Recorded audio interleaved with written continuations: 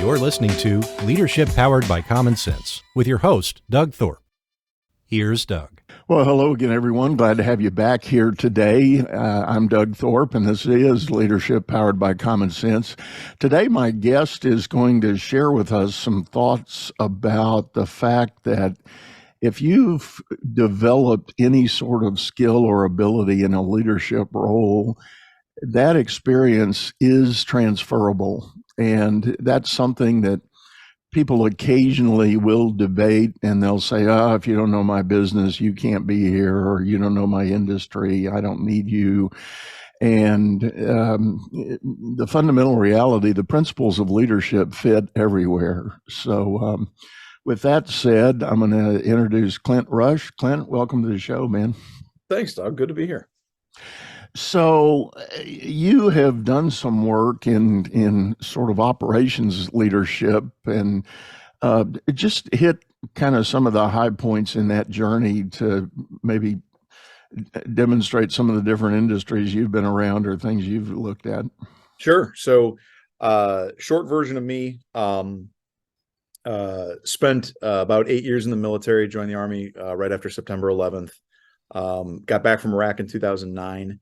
And left the military and went to work in transportation, led local operations there, moved into quality, and then eventually went from operations in transportation to working in finance and pharmaceuticals. And I realized that's a very weird jump. It was a supply chain to supply chain move, and then from there into finance. And then worked in management consulting for a while, healthcare. And then led a logistics company as CEO and president for a few years, and now back in healthcare in a COO capacity. And so I think, there's been obviously a lot of those jumps. And to your point about kind of the transferability of leadership principles, I think that's really been what's guided my career. I often run into people, and some of my listeners have heard me tell this story before. When I first decided to pivot my career and focus energy on coaching and leadership development efforts, which now coming up almost 19, not quite 20 years ago, a very good friend of mine who was a very successful CEO that had gotten into the private equity realm. So he was sort of the CEO for hire. He would get parachuted into new acquisitions. Sure. He would lead the turnarounds and the growth of businesses so they eventually would be sold again. And then he would do it all over again. I think he did it 7 or 9 times, something like that. I don't know, lost count. Anyway, I was telling him I really had a passion for helping others with this theme about leadership and leadership development. He shook his head and he said, Doug, you can't sell leadership. He said, 95% of the market doesn't even think about leadership. There's only about 5% of people in positions of influence that even ask themselves the question, can I be a better leader? And I thought that was odd. He said, however, the 99% of the population needs some help in that area. Man, I think that's dead on, right? I think it's there's an element of, I say a lot to my teams and to people that I get a chance to work with, you can't fix what you won't face. And I think there's an element of that nobody wants to believe they're bad at something. Nobody wants to believe that there's a gap. I think that's a very normal and universal truth that we always face. But I'm also a big believer that old keys don't unlock new doors. And if you want to find something to break through, if you want to find a way to create really transformational growth in your business, transformational growth in your life, you've got to be willing to look in the mirror and go, what am I doing wrong that's preventing me? What am I either doing wrong or not doing right? And those are two different things, to be clear, that's getting in the way of us accomplishing our goals. And I think, you made the comment at kind of the top of the show there that, that people sometimes say, well, you don't know my industry, you don't know my business, you don't know this. And the answer is maybe not, but I think we're all a little bit more alike than we like to think. When I worked in consulting, I was always surprised by the frequency with which my clients who maybe were in the same industry or in the same sector would talk about their business as being really unique. And then I would go and talk to the next person who was in the same space, and they would say the same thing. And there's a part of it where you go, we're not unique. We're all solving very similar problems. Obviously, the variables are a little different here and there, but we're all solving very similar problems. And there's such an ability to beg, borrow, and steal from other areas that really give you those unique insights. Right, right. Well, there's some very fundamental principles with any business or even activity. I mean, I'm thinking now about even in the nonprofit sector when organizations are trying to serve a cause and address a target population with some kind of help and assistance. There's still some very fundamental challenges about time and resources. Mm-hmm. And, I know some say it's insensitive to say your people on your team are a resource, but they are. And, being able to guide, direct, and inspire those folks to step up and do a little more for the cause or for the work. That's really what leadership ends up being all about. And so, I'm sorry, you go ahead. You had something. No. I was going to say, I think there's a part of it where, I used to tell my soldiers when I was in the Army that we talk about the idea of these finite resources. We talk about the idea that, there's a finite amount of this and a finite amount of that. We're running out of oil. We're running out of that there's a finite amount of money. And the truth is that every resource except one is actually infinite. Every resource except one is infinite. Look, I get it. It takes some time, but if you give me enough dead dinosaurs in enough years, I'll create more oil for you. Right? We do have an infinite supply of oil. It just takes a little while to create it. And that's a silly way of looking at it. But what I would tell my guys is the only thing we can't get more of is time.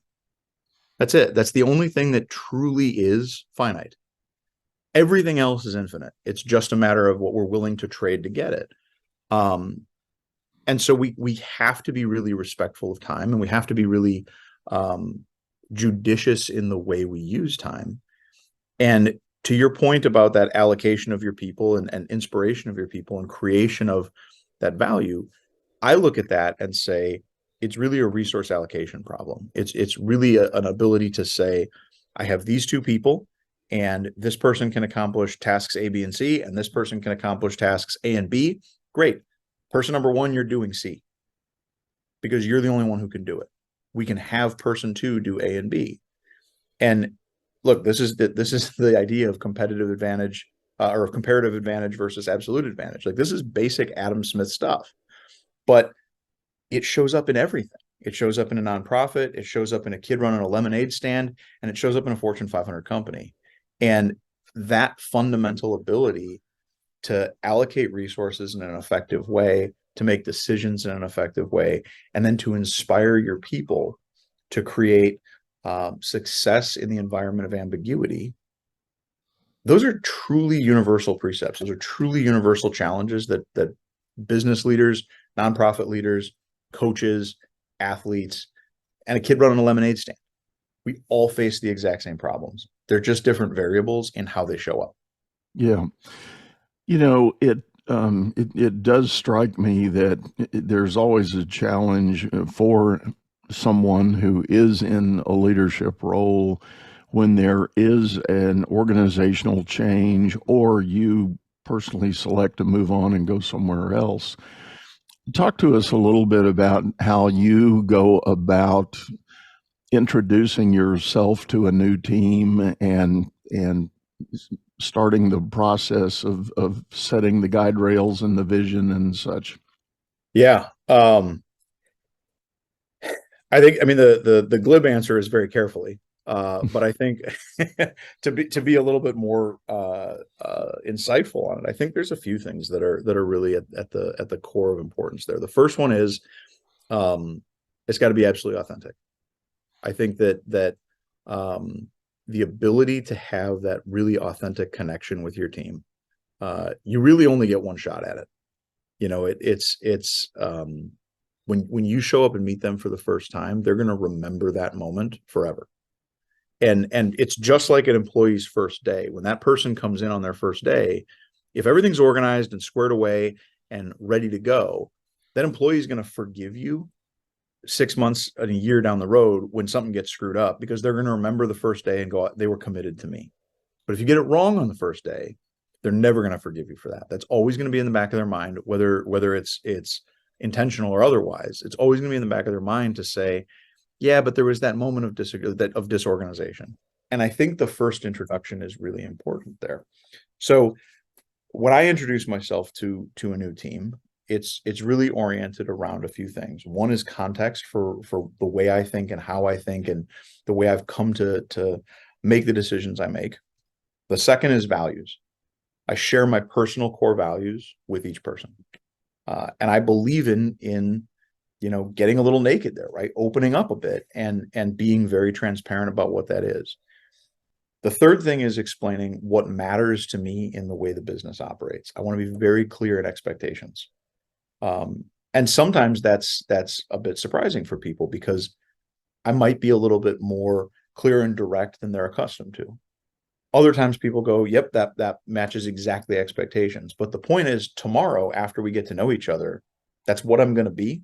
And so it's important that I don't soft shoe that. It's important that I be really authentic right off the bat. And then the fourth one, and I think this is the part that gets lost in introductions. It gets lost too often. Introductions aren't just telling you about me. They're me learning about you. And I want to understand what your challenges are. I want to understand what you see as an issue. I want to understand what you love so much about the organization, the team, the culture, whatever it is, that we can amplify and we don't want to change. And we want to make sure that we take that and spread it throughout the business, throughout the organization. So I want to learn from you just as much as I want to introduce myself to you. When I came back to the organization I'm with today, I went through the company and met one-on-one with every single person in the organization. Right? It was a whirlwind, I think 2 or 3 weeks that I did it. And I traveled to all of our facilities and I just sat down and spent 30 minutes with every employee. And I could have done that stuff as one big email. Here's the blast, because a lot of it was the same information. Here's who I am. Here's my background. I could have done that in a very impersonal blast way, but it was important to me that I have an opportunity to sit across a table from somebody face to face, shake a hand, and share that story with them personally. Business isn't a remarkably personal activity. And I think, we do ourselves a disservice when we try to depersonalize it. People don't follow a title, they follow a person. They trust a person, not a company. And if we introduce ourselves effectively to that person and create that really authentic, values-based, mission-oriented interaction, I think it really helps to accelerate that process. The other thing that I've done, and this was something that I got from a person that I worked with a while ago. I wrote a user manual for myself. And I shared that document with everybody in the organization. And it's funny. I shared it with everybody, and the people who knew me, they read it and they were like, this is it's so funny because this is you on a page. But what I had in there was, here's my story, here's where I've come from, here's what I believe in, here are things I know about myself, good and bad. Here are the precepts that I use to guide the way I think. And here are my core operating principles, my true North Star. And then it concludes with, here's how to get me to run through walls for you. Here are the things you can do that will inspire insane loyalty from me. And here are the things you can do that will put you on the outside of the circle. Right? Here are the things you can do to really ruin that process. So don't do the last list, do a whole lot of the first list, and let's get together. Right? Let's get to work together. Very interesting. And writing that document was an interesting experience for me. I wrote it. Now I revise it every year. And it's an opportunity for me to really reflect on what I actually believe. You read, a lot of stuff that's out there about personal growth and personal development and self-reflection. It all says, at the end of your calendar year, have like a personal board meeting. And how did we do this year? What are we focusing on? And for me, that user guide really forces that conversation with myself. It forces that reflection. And I think then being able to take that and share it with the team, it helps to shortcut that growth. I'm curious, has your teammates figured that out or read into that? What kinds of reactions did you get? What does that spectrum look like? A lot. I mean, that spectrum it's broad. There's on one end of it, which is, oh my God, like this guy has a thing about it, like has a user manual for himself. Like what an insane practice. And on the other end, this is exceptional. Like now I have an understanding of what's going on in your head. There were a lot of things in there that sparked conversations and sparked discussions. One of the beliefs that I have is that if you, it's in a belief, this is a truism. If you watch high jumpers warm up at the Olympics, okay, or at competition, they might be capable of jumping, this high, and they warm up jumping this high, but they don't jump this high over a bar this high. They clear every bar by an inch. And then they ratchet the bar up another inch, and then they ratchet the bar up another inch, and they always keep clearing it by just an inch. They just barely clear the bar every single time. And the thing that I take away from that is that we very rarely in life, whether it's a high jumper or whether it's business performance, we very rarely clear bars by more than an inch. So if we want to improve performance, the trick is set a high bar, because people will clear it by an inch. But if you set that low bar, they're not going to clear it by a foot or 2 feet or 3 feet. They're going to clear it by an inch. And so I don't believe in having low bars that ratchet up over time. I believe in setting the bar where it needs to be and then saying, look, I understand that you may not clear it on your first jump. You might crash into the bar. And that's a weird thing for, I think, a lot of people to accept. I had an employee who I brought on, and I think she had been on the job for about a month when we did an end of quarter review. And I gave her end of quarter review, and it said, like, you're not good at this, and you're not, like, this is not satisfactory. You're not here. You're not here. You're not here. And she was almost in tears. And she said, but I'm trying very hard. And I said, look, you've been here for 4 weeks. Do you think that this job is so easy as to be mastered in only 4 weeks? And it clicked for her that I wasn't evaluating her relative to how long she had been doing it. I was evaluating her relative to the expectations of the role. I had set the bar at one height and said, we're going to clear that bar, and it's okay if we don't right away. But what I'm not going to do is artificially tell you you're clearing the bar and then sneakily raise it for you. I'm going to tell you where the top of the mountain is. There's going to be no, false summits. And so I included that in my user manual. I included that concept. And I had somebody on my team who called and said, well, I want to talk to you about this, because I've never been a part of an organization where it's okay to fall short. I've never been a part of an organization where you say, hey, you failed at this, and that's okay. And I said, okay, I like that part. That makes sense to me that you've never been a part of an organization like that. But what's your question? And she said, well, do you actually do that? And I said, I absolutely actually do that. I said, you're failing. Like, you're new. You're not accomplishing what we want, but you're here tomorrow, and you're here the next day, and you're here the next day, and I'm investing in you, and I'm pouring into you. And the truth is, we can't be successful on our first day. We gotta lose a little bit to learn how to win. And that's okay. But we also have to be honest about whether we're winning or losing. And so that conversation was really sparked by that inclusion of that in the document. And that type of thing happened, I don't know, 2 dozen times, where somebody would say, I'm really curious about this. How did you get here? What does this mean? How does this impact me? And what was really nice about that document was it was a great introduction of the way I thought, but it also sparked a lot of really good discussions to help improve the cultural functioning, the operational functioning, the way the organization comes together. There's several things in everything you just said. I love the idea of setting that expectation and setting the bar where you really need it and want it to be, and then having the honest discussions about who's falling short, but do it in the context of we're talking about the bar. We're not talking about you per Yes. se. We're Yes. talking about the bar. Yes. And the level of effort it takes to achieve and clear the bar. So I think that's really powerful. The other thing in what you said about just in general about your user manual, I've always encourage my clients to understand the concept that a reputation as a leader does not happen in that giant town hall where you're on the podium and you're giving pontificating about some grand vision or you're giving an annual report. No, your leadership reputation happens moment by moment. Mm-hmm.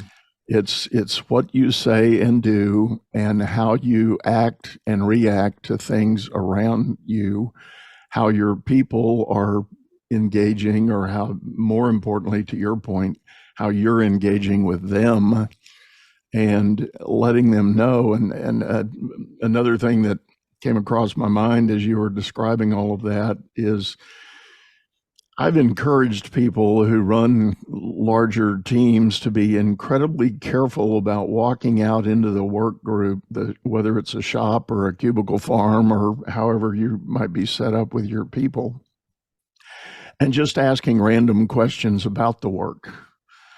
I think those questions need to be asked in some kind of context, and I call it bookending. Put a bookend on one end and a bookend on the other. And that may mean, hey, Clint, I just got a request from the CEO to give an update on X, Y, and Z. Where are we on X? You're running X. Yep. Give me a quick rundown. And then when that's done, you bookend it by saying, perfect, that's it. That's all I need. No more questions. We're all good. And the reason I think that's such a vital point of just simple day-to-day operation is that when a leader walks out to a person and asks a random question and then turns around and walks away, that person is left with nothing but speculation. Why did Yes. I get asked that? Am I doing something wrong? Right. Are we changing gears? Has the plan changed? Blah, blah, blah. I don't know what I'm doing here. Yeah. And if a Go ahead. leader can't frame that accurately or properly, and I know people are busy, and I run into it a lot. My clients, lament about it. I'm busy. I don't have time to do all that extra thinking. Well, guess what? Buckle up, Buttercup. Well, you're going to do it one way or another. You get to choose to do it on the front end or choose to do it in cleaning up and damage control, but you're doing it one way or another. I call what you just talked about. I talk about with people all the time, and I call it the Jurassic Park problem. Right? If you remember the book, the movie Jurassic Park, right? They pull the DNA out of the mosquito, and there's all these sequences of it that are missing. And so they fill it in with frog DNA. And then the frog changes gender, and the whole thing collapses, and it all falls apart, and it doesn't work. Your people, no matter who you are, no matter how big your team is, whatever it is, your people need to fill out the DNA sequence. And so when you leave gaps in the story, whether those gaps are you don't share facts with people, or whether those gaps are you don't share context with people, when you leave gaps, they're going to fill the gaps. And they're going to take frog DNA and they're going to plug it into those gaps. They're going to fill it out. And before you know it, the dinosaur that you thought you created has changed, right? Switched gender, reproduced, and you got a whole island running around of dinosaurs you can't control. And the truth is that that's a problem that's universal. That's a problem that comes from, it has nothing to do with your industry. It has nothing to do with your function. It has nothing to do with your role. It has everything to do with the fact that leaders have to provide context. I believe that leadership is about two things. Leadership is about two things, and that's it. One is inspiration, and two is change. Those are the two things we do. We inspire people and we create change. And that's it. That's all it is. That's the entire sum total of the responsibility. Now, there are 100 things that have to get done to drive those two outcomes. But if you think about the thing that creates true failure for both of those, like just throws sand in the gears, it's an absence of context. It's creating doubt and uncertainty in your people. Right. And right. that's completely universal. Completely universal. That's true. And it does. I like that version of it, and the whole idea of managing, or call it leading change, is that's really what's happening. The day someone opens the door to a business, things are going to start changing. Mm-hmm. If not moment by moment, for sure tomorrow. Something about tomorrow is going to be different. Something will have changed either internally or externally, and how are you going to respond to that? Yeah. And I love I did a show with a guy who did a really deep dive, in-depth study on Steve Bezos in the early years, well, all the years that he was chairman and CEO. And what he did, this gentleman that was on my show, he studied the annual letter to shareholders. Oh, okay. Yeah. And there were a couple of themes that were presented in year one. They were repeated in year 2, year 3, ... year 14. And the message didn't change. Sure. There were principles similar to your user guide. There were principles that Bezos had in stone about how that business was going to evolve. Yeah. And one of the things that was in there, he uses the phrase, and I might be misquoting it, but every day is day one. And, there's a lot of analysis and talk and discussion to go with that. And the story goes 6 or 8 years into the evolution of the company, Bezos was holding a town hall and he opened the mic for questions, and somebody raised their hand and said, "What happens on day 2?" Bezos thought a minute, and he smiled and he said, "On day 2, we're failing. We're going down." It's a good way to think about it. And so every day needs to be day 1. We need to do the best we know how to do today. We need to fulfill the high bar that we've set for ourselves. And every day's day 1. Yeah, absolutely. And I think there's an element of, I tell people often, there's absolutely no morality in being wrong. There's no morality in getting something wrong. There's a ton of morality in staying wrong. Right? There's a lot of morality wrapped up in staying wrong. If you choose to stay wrong, that's bad. Being wrong, look, we're going to get it. I literally just had this conversation with one of my team members moments before I hopped on with you. And I told her that I think, I get about 65% of my decisions right. And she said, "That low?" And I said, that's 2 to 1. Right? I'm getting 2 out of every 3 right. I'll take that. And the one that I get wrong, the important part is just don't be wrong long. Be able to recognize that you got it wrong and pivot and do something new. And if you do that, and then your new one, you're 65% right? You continue down this path, the enduring mistake gets small real quick. And hopefully you've got a good team around you that can operate in the same way. I think that's really what it's about. We're not going to go. No one's ever going to be at 100% successful, right? And I think that's the same thesis of the every day is day 1, which is we've just got to continue to challenge that and continue to grow. And to bring this back to the thing you talked about at the top of the show, like, it's truly universal. That's not tied to a particular. It's not tied to an industry, to a role. There's nothing about that that's specific. Right. The need to continually iterate and improve, it's truly universal. Yeah. No, you're absolutely right. And I was thinking, as you were describing your 65% accuracy rate on your decisions, the thing that flashed through my mind if you play pro baseball and you get a 250 career batting average, you're going to the Hall of Fame. That's exactly right. Yeah. And that's only 1 out of 4. So yeah. I had way back when I was a cadet, I was enlisted first, then I went back to college and got my degree, and then went back on active duty. And during the time that I was a cadet, I had an instructor who we were doing a particular training exercise, and I froze up and I couldn't make a decision. It was true, analysis paralysis, and it was such a great learning experience for me. And I afterward came back in and I told the instructor, I said, look, maybe this isn't for me. Maybe I'm meant to be just the executor and not the decider. It was kind of a woe is me, pity party moment. And he slammed his hand on the desk and he said, that's not true. And I said, what? And he said, how many decisions were you choosing between? And I said, well, there's a million decisions that you could make in that moment. There's, an infinite number of courses of action. And he said, okay, stop. How many decisions were you really picking between? And I said, 3. There were 3. And he goes, okay. So if you threw a dart at a wall, what's the odds you're going to get the right one?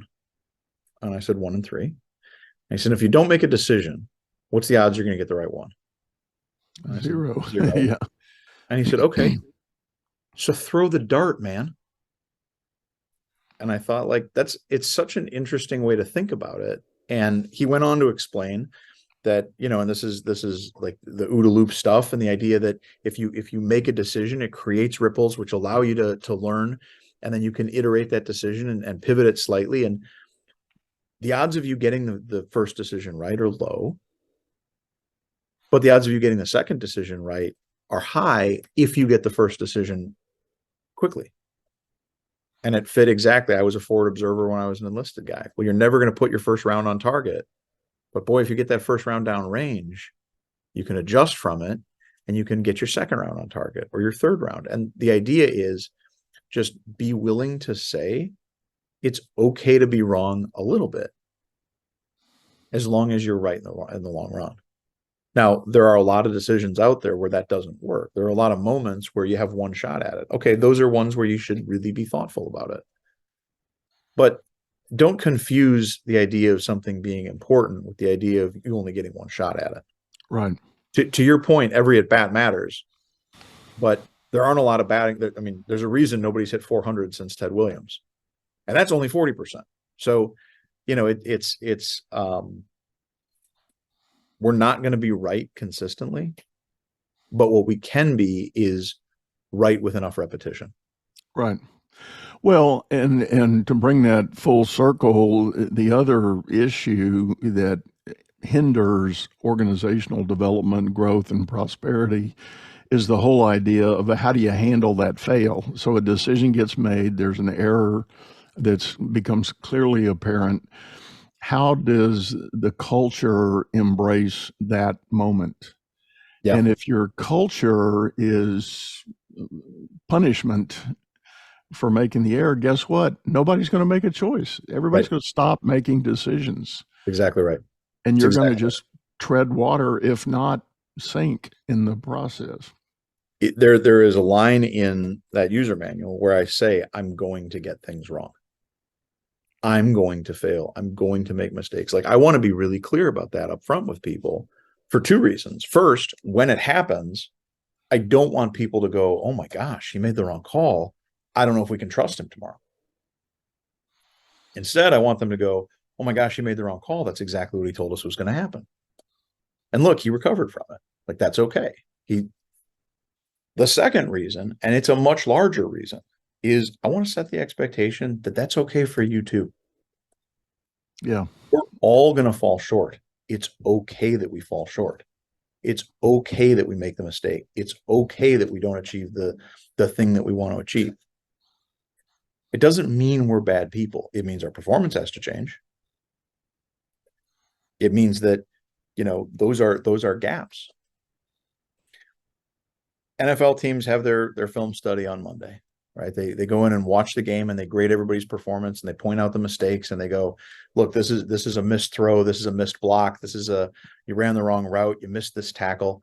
right? They go through and they get very nitpicky on all of those details. But they don't cut the whole team on Monday. Right? They don't bench guys on the whole. If you miss a tackle, you don't lose your job. They're saying it with an idea of going, hey, next Sunday when we play, let's be better. Yeah. And we can't be better if we don't acknowledge the fact that we fell short. And they certainly don't say, hey, you missed this tackle, you missed this throw, and that's okay because it doesn't matter. They say you missed this throw and it matters. Doesn't mean you're a bad person. I this season of this in-season Hard Knocks that they're doing on the Dolphins, I think Mike McDaniel is exceptional at it, and watching him do it, it's really cool to watch because he gets up and goes. I mean, he got up and pointed out after, I forget which game it was, but they showed, he said, look, I'm putting Tua in a position to make a throw that he can't make. And that's on me. Bad play call on me. And he says it to the whole team. And when a guy does that, then everyone goes, oh, okay. Like now we can call our own fouls. We can be in a position where like we can call out our own failures. Mm-hmm. And that authentic leadership is why guys love playing for him. It's why that team is really good. And I think it's again, you can't fix what you don't face. You can't fix what you don't face. The thing that leaders need to do to create that culture in their organization is do it themselves. If it's an emperor has no clothes situation, you cannot be successful. Right? I mean, you could be successful for a little while, but eventually you're going to get exposed. Right. And I think that it really comes down to that authentic leadership. And that starts to your point earlier, it starts with the way you introduce yourself to your team. If you say to your team, I'm never going to make a mistake, okay. Good luck living up to that. Yeah. Like I wish you well. People know that right away. You see right through that. Yeah. It's like, yeah, no, that's not going to happen. and when you do, there's immediately, because you're going to stub your toe. And when you do, your team goes, see, told you. But if you introduce yourself and you say, look, I'm trying as hard as I can, and just like you, there's going to be days where I stub my toe. They go, okay. Then you stub your toe, and they go, yeah, he told us. And look, he recovered. Yeah. I want to be part of that. I want to run that way. Well, Clint, thank you for sharing this. We're about up on time for today, but this has been very great. And there were several points in here that I'm thinking to myself, I got to get this guy back. We're going to do some more episodes. I'd love to, Doug. I'd love to. But thank you so much. If people are interested in reaching out and getting in touch with you to maybe learn more about your strategy, and I don't know if you freely give up your playbook to everybody or your Absolutely. user guide, but how's the best way people get a hold of you? Yeah, best way is to find me on LinkedIn, or you can find me at clintrusch.com. Okay. Yeah. Awesome. Yeah. Well, we will have those links in the show notes, as we always do, folks. So one last time, Clint, thanks for sitting in, man. Oh, thanks so much, Doug. Thanks so much. Well, we are going to wrap this up for today, everybody. Let you get back to your busy work. And I hope these tips and ideas that Clint shared can be helpful for you. And, we're a few weeks past the turn of the calendar page, and you might still be in that New Year's resolution thinking mode, but I love that idea of the user's manual. So you may choose to take that on as a little project for yourself. And then there's no harm in rehuddling with your team and say, folks, there's some things I haven't been clear about. Let's reset. Let's pause for a minute and let me share. And having that discussion can cure a lot of problems that you may already have in an existing situation. So I really encourage you to think seriously about having that moment with your team. You don't have to wait till you move on and change jobs to do all these great things. You can start now. So with that, I'm going to sign off, say goodbye. Go out there, make it a great day. You've been listening to Leadership Powered by Common Sense, hosted by Doug Thorpe. If you would like to know more about the coaching and advisory services he provides, visit dougthorpe.com.